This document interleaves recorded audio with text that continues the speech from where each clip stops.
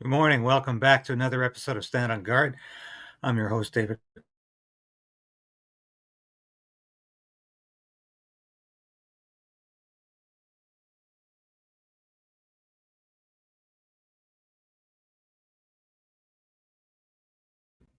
Here. My apologies for being a little late today. We had some technical issues at the last moment. Of course, that's when these things.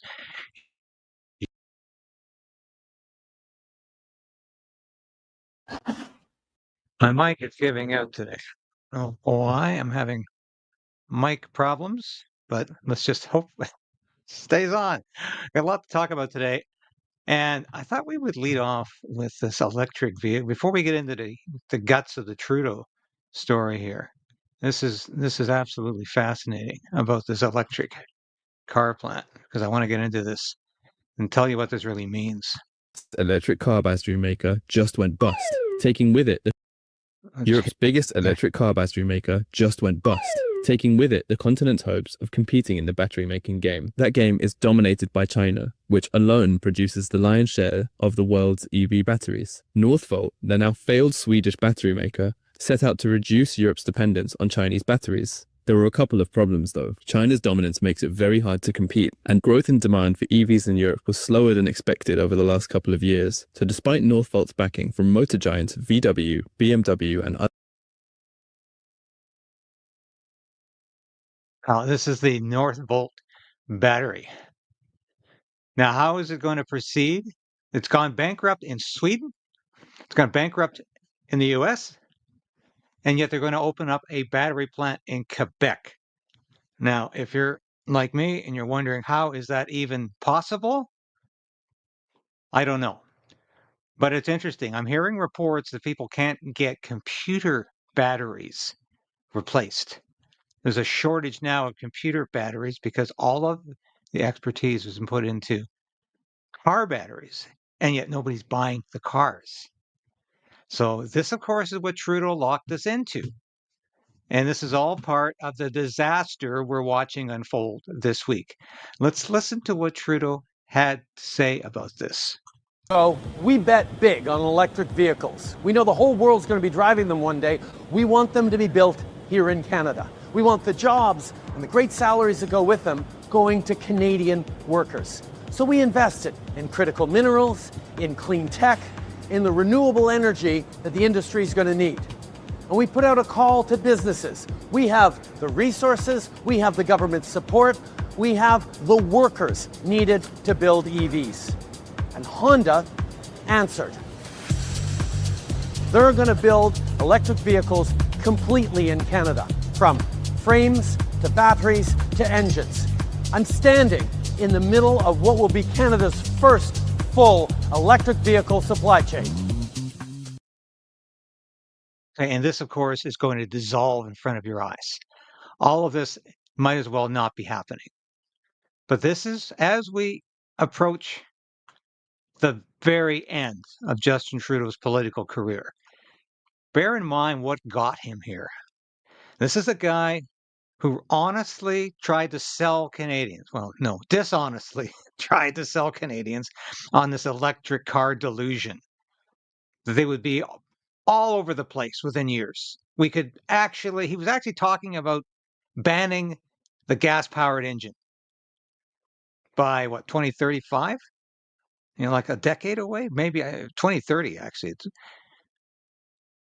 Obviously, that can't happen. This man has been delusional from day one about everything. This is going to be an empty plant with nothing to produce. Government money behind it, your taxpayer dollars. I can't believe my tie is askew. I'm looking like Justin Trudeau today. Here, I'm almost criticizing Trudeau for that. This is your taxpayer dollars at work, if I can say it that way. That's where your money has disappeared, into this black pit of Trudeau spending, into the black pit of Kiev, into the black pit of electric vehicles. That's where it's gone. And this is what my old friend Dan McTeague, former Liberal MP from Scarborough, who of course now is, he's the guy who knows all about energy. Listen to Dan talk about this. represents maybe 10% of the production capacity of our current vehicle manufacturing. The other 90% goes to the United States. And guess what? Long before Trump made a decision on tariffs, he said he's getting rid of EV mandates. So there won't be 30, 50, 100% by 2035. It'll be zero. So without an EV mandate, most people who would not buy an EV are not going to do it at all. We backed the wrong horse. We put all our eggs in one basket. We put $52 billion of federal, provincial monies committed towards building batteries, assembly plants, EV assembly plants, for which there will no longer be a market, at least in the foreseeable future. So, I mean, but you're not saying that there's not going to be electric vehicles at all. You're saying that it's going to grow sort of organically without the government saying, you have to buy this? No, the public doesn't want them. Sales for automotive is not strong to begin with since COVID, but it's pretty clear that there's even less demand now. Most recent reports suggest, dropping from 15, 18% down to about 10 to 12%. So, but we've spent, as you say, over $50 billion. Correct.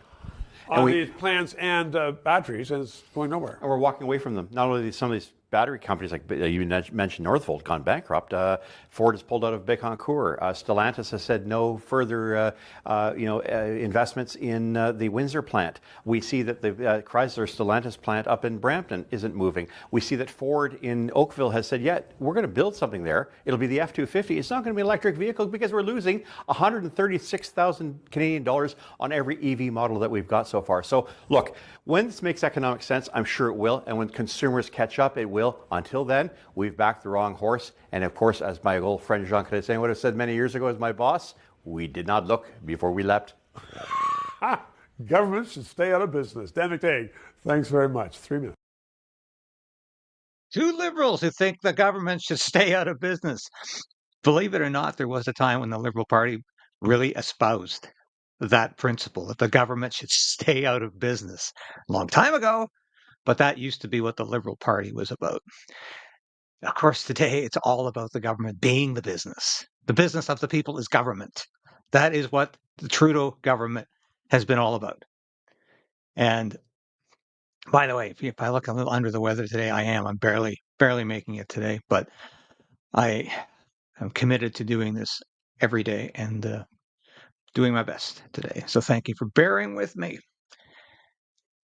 Just wanted to say we're going to get to the lead story here in a minute because it's incredible. But you heard the numbers, $56 billion of taxpayer money invested in a bomb, a lemon, the Edsel.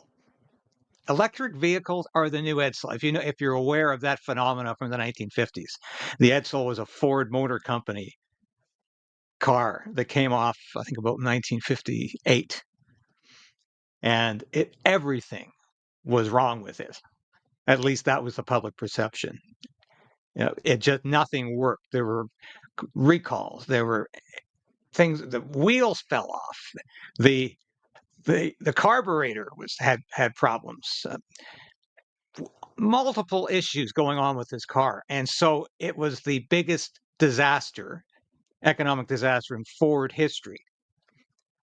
Justin Trudeau is the biggest disaster in Canadian history. And the electric vehicle is the equivalent of the Edsel. Nobody wants them. Nobody wants an electric vehicle. Yeah, you'll find people. I'm fine, buy one. If you've got the wherewithal to recharge your vehicle at home, and if you're just going to work and back, you go with my blessing. It's your freedom of choice to drive whatever car you want. But for God's sake, any government that mandates the elimination of the gas-powered engine and the production of electric vehicles that nobody wants is insane. And that's exactly where we've come with Trudeau's government. It is insanity. Now, I think I showed these polls to you yesterday. I want to show them to you again. Because here we are. Now, I think Trudeau will survive until January. But I think he's making serious plans to move out, to move on. He is in second place in his own riding of Papineau. Now, I showed this to you yesterday. A leader of a party cannot be losing his own seat. and there's no way he can win this seat, especially if the Bloc increases any of its support. And this is clearly a protest vote against Trudeau in his own writing. Yeah. So Canada has turned blue, with the exception of that rural area in the center there that is that is NDP, and the turquoise Quebec region. Canada's turning blue. I can't believe the Green Party is going to get 2 seats, and as I've said 100 times here, I'm predicting this could go as low as 10 seats for the NDP and 10 seats for the Liberals. That's where the vortex is. One more time here. Yeah. Yeah, that's the largest majority in Canadian history. And like I've said many times, this is this poll is indicating exactly what I've said: 10 seats for the Liberals, and the Bloc coming in as second as official opposition. This is the way things are going to be. So why am I thinking it's darker than ever for Justin Trudeau on Sunday afternoon, December 22nd? Well, this is phenomenal. This is the Toronto Star. This is the bastion of the liberal, capital L, liberal media. That and CBC, the most stalwart supporters of Trudeau. Thea Raj has written a story here. The countdown has officially begun. Ontario Liberal MPs meet. They agree it's time for Trudeau to go. Now, if you read the story, 51 out of 75 Ontario MPs say Trudeau must go. That's just Ontario. And that's where Trudeau is supposedly the strongest. That's a vast majority of Ontario MPs. They want Trudeau gone. And he will be going. There is no question about that. And so I encourage you to be encouraged with what you see here, because this is very good news. And I think it's and here's another backup story. And that's, as I say, CBC is also reporting Ontario Liberal MPs want Justin Trudeau to step down. So the Toronto Star and the CBC are both saying the same thing about Justin Trudeau. I think we can probably assume that it's going to happen. Now, who kept Justin Trudeau in place this week? Well, we know it was just Dominic LeBlanc, who is his childhood friend. And but here's Mark Miller. Why are you telling the Prime Minister that he should stay on? Well, my conversations with the Prime Minister will obviously remain confidential. I think the important thing to remember that if you're a minister sitting around the cabinet table, confidence in the Prime Minister is not optional, and I'll leave it at that. And why do you think he's the right leader to lead the Liberal Party in the next election? Well, we have, in the next 60 days, an existential threat for the Canadian economy, for people that... Existential threat. I thought that was climate change, Mark. That was the existential threat. Now tariffs are an existential threat. Could lose their jobs, the unemployment rate could double. We need to focus on that, and I think he's the best to lead us in a very difficult situation. We can't be in a situation where the government has no ability to fight back, and that's what needs to happen. And now we have the opposition parties calling for an election. Are you going to prorogue? Well, Pierre Poilievre is pulling another one of his convoy moves. They tried that going to the Governor General and tried to turn some weird trick that somehow gets Pierre Poilievre where he needs to be. So it's another shtick. Is he going to bring donuts and coffee to the Governor General at the same time with his convoy people? I mean, this is ridiculous. So these are games. We have to be serious and make sure that we're focusing on the next 60 days. Even the NDP considering proroguing? This guy is just a... Now, to show you how rapidly things are changing, and literally every day things change. If I was Justin Trudeau, I don't know how I would stay completely inert to all of this. It's not obviously none of this is really affecting him. He just really thinks he can continue like nothing. This is Tom Mulcair speaking a few days ago. Listen to a couple of minutes of this because it's fascinating to see that things are just incredibly volatile right now. A very intense and fast moving day yesterday. Justin Trudeau today continuing to face calls to resign, but it still doesn't look like he will answer to those calls. What are your thoughts? Well, my thoughts are he's buying himself a little bit of time. This, as you correctly say, is the last day of Parliament. They don't come back till January 27th. Between now and then, he can take his own time to come up with a proper decision. I think that one of the obvious opportunities for him is later in January for him to pull the emergency brake, which is called prorogation. You basically dissolve Parliament. You have to have you come back when you have a throne speech, but in between the two, well, perhaps the Liberals could have a leadership race, something like that. I think that that's where we're headed, Akshay, because even though Mr. Trudeau has yet to say that he's resigning, I think it's quite clear that he's not leading the Liberals into the next campaign. How can you do that when very few of your ministers support you, and now close to 50 members of your caucus are asking you to leave? So I don't think that it's realistic that he's going to lead the Liberals into the next campaign, but he's bought himself a bit of time. Likely prorogation, leadership, resignation. That's probably the order. Now, prorogation. If Trudeau prorogues, do you think he's going to have a leadership race? If Trudeau prorogues, it would be great news for all of us because there's legislation that is looming on the horizon, very close to third reading, that is going to be disastrous. And of course, I'm talking about the Online Harms Act, which is being sold right now as this wonderful answer to protect children and women. All of which, of course, is completely redundant because these laws already exist. We don't need more laws to protect women and children from online material. What we need, of course, is freedom of speech. And this bill will rob us of freedom of speech. So if Trudeau prorogues, it's good news for the country. And election will be right around the corner. But he might prorogue just to avoid a non-confidence vote. You're right also that there were some very bizarre mixed signals from different parties. I think that Poilievre had a very good day. He adopted a very statesman-like tone, very prime ministerial, went hard, as is usual himself, but I mean, he was very, very controlled.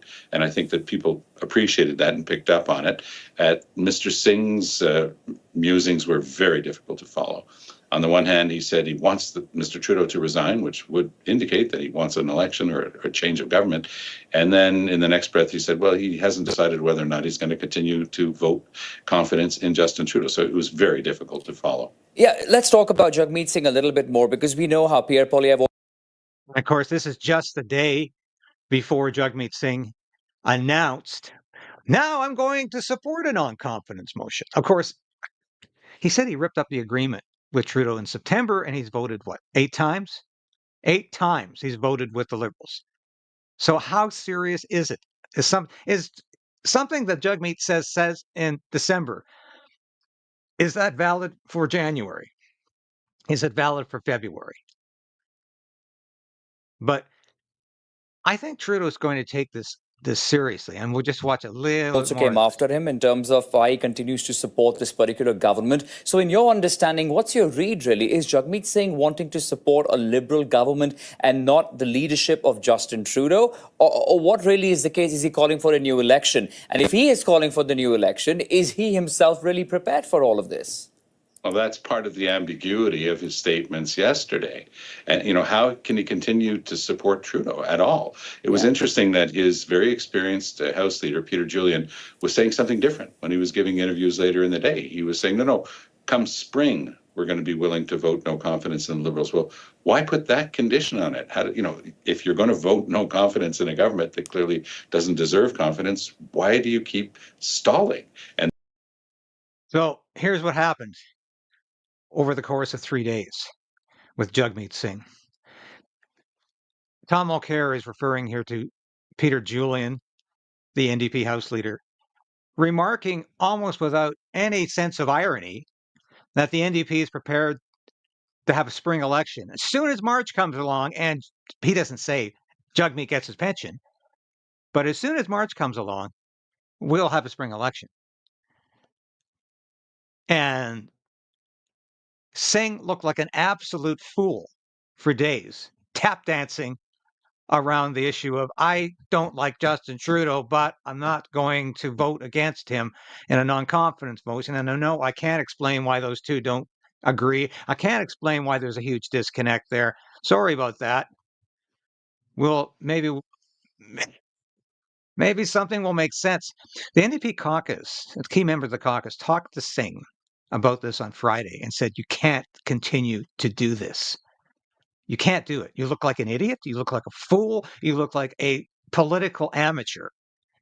And your face reads that.